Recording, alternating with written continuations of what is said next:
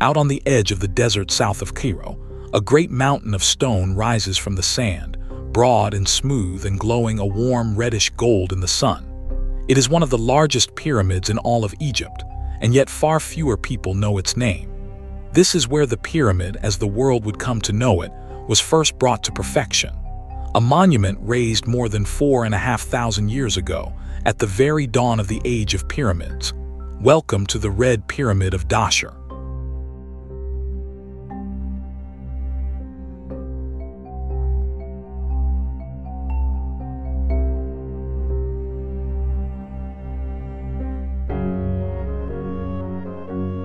We are at Dahshur, on the open desert plateau south of Cairo, and just below the older burial ground of Saqqara, a short way west of the green ribbon of the Nile. Here, along the desert margin where the fertile valley gives way to sand, the kings of ancient Egypt raised some of their earliest great pyramids.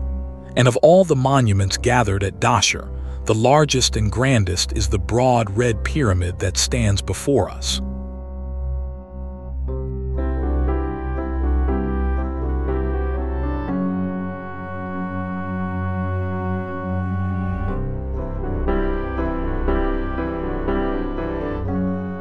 Before us stands a true mountain made by human hands.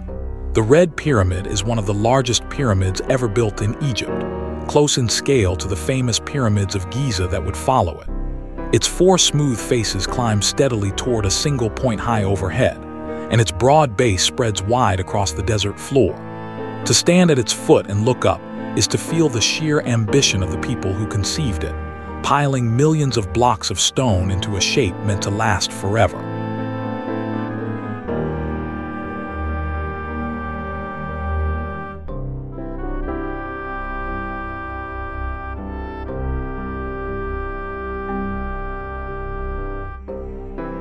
This whole landscape was shaped by the Nile. To the east, the river brought life and harvest to a narrow green valley, and the towns and workshops that made such monuments possible. To the west lay the desert, dry and eternal, the fitting realm of the dead and of the gods. The pyramids of Dahshur rise exactly on that border, where the living world of the river meets the timeless world of the sand. From the valley, blocks of stone were hauled up to the desert edge to build a stairway to the heavens.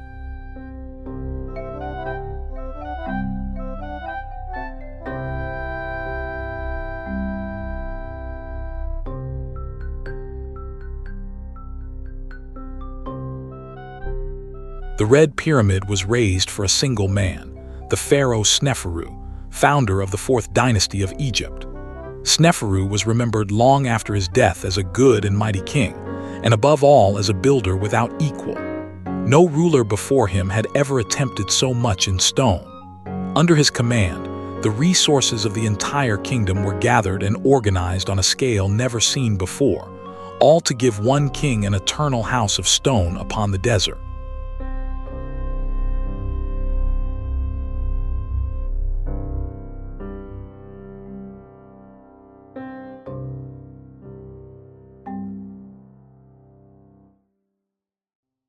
Sneferu came to the throne in a time of daring experiment. The very idea of a smooth-sided pyramid was still new and only half understood, and the builders were learning as they went, one great project after another. Sneferu was an unusually prolific builder who was involved in more than one giant pyramid, testing how steeply stone could be piled before it grew unstable. Each attempt taught a hard lesson in stone. The Red Pyramid was the triumph that all of that experiment had been reaching toward.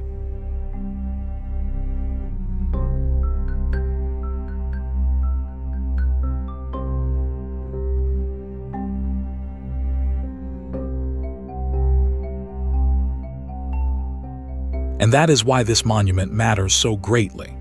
The Red Pyramid is widely considered the first successful true smooth-sided pyramid ever completed, the culmination of that whole period of rapid experiment. Earlier attempts had been stepped, or had begun too steeply and been corrected partway up. Here at last the builders got it right, carrying 4 clean, flat faces all the way to a single point without fault. In this broad red mountain, the perfect pyramid form was finally achieved.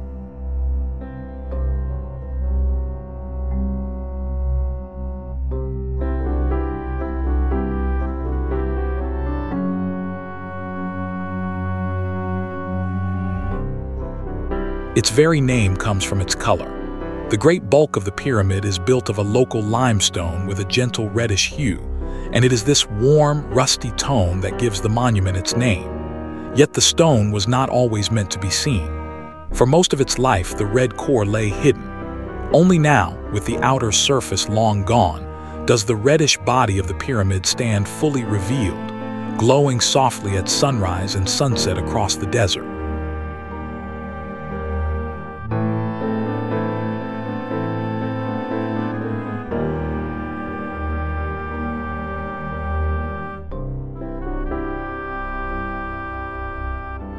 When it was new, this pyramid did not look red at all.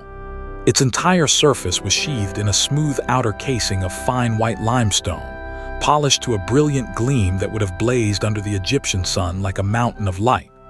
Over the long centuries, that white casing was stripped away, quarried off stone by stone for other buildings, until only the reddish core remained. What we admire today is the great skeleton of the monument, its shining white skin long since carried away.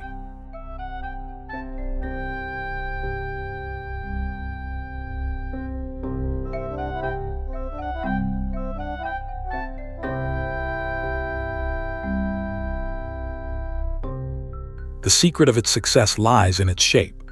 Unlike the steep and troubled experiments that came before, the Red Pyramid rises at a notably gentle angle, its sides sloping upward in a broad, reassuring line.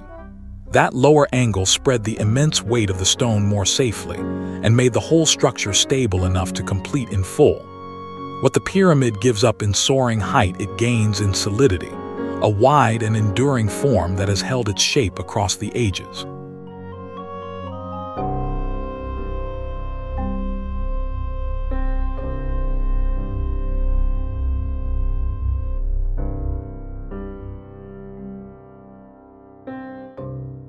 An opening high on the northern face leads within.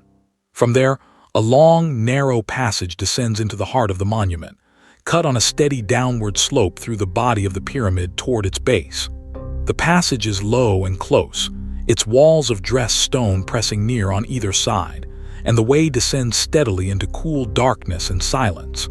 Ahead, deep inside the great mass of stone, the passage opens at last into the hidden chambers at the pyramid's core.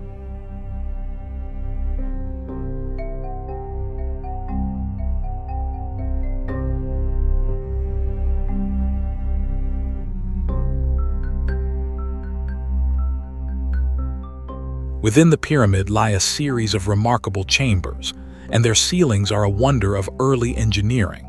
Rather than spanning the rooms with a flat roof, the builders raised the walls in overlapping courses of stone, each layer stepping slightly inward over the one below, until the sides climbed together into a soaring, stepped vault high overhead. This is the corbelled ceiling, and standing beneath it one gazes up through course upon course of stone rising into shadow. It was a bold solution to a difficult problem, carrying the enormous weight of the pyramid safely over the empty rooms below.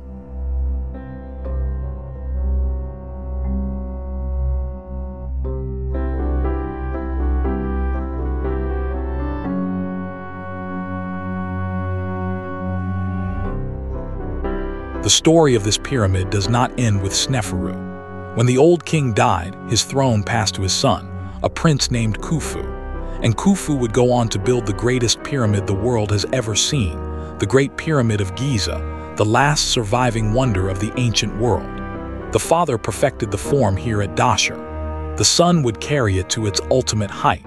In this way, the Red Pyramid stands as the direct ancestor of the most famous monument on Earth.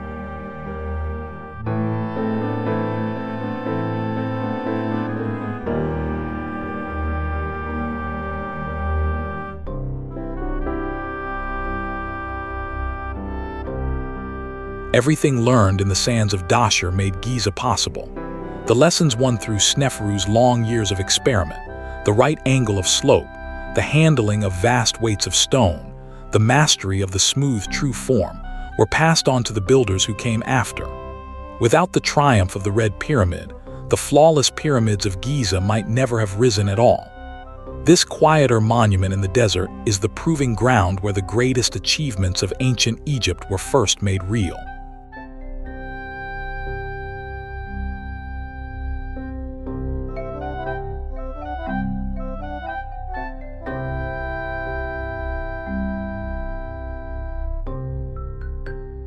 And still it endures.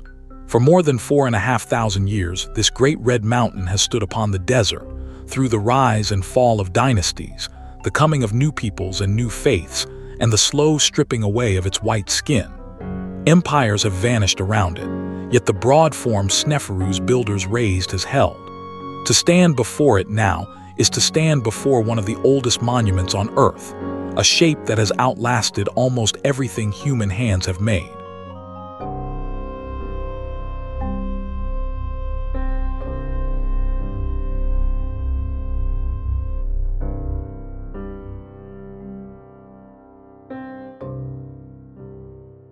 The first true pyramid, the great work of a builder king and the ancestor of the wonders of Giza, still glowing red above the sands of Dahshur. Thank you for watching. Follow for more interesting people, places, and things we cover on the channel.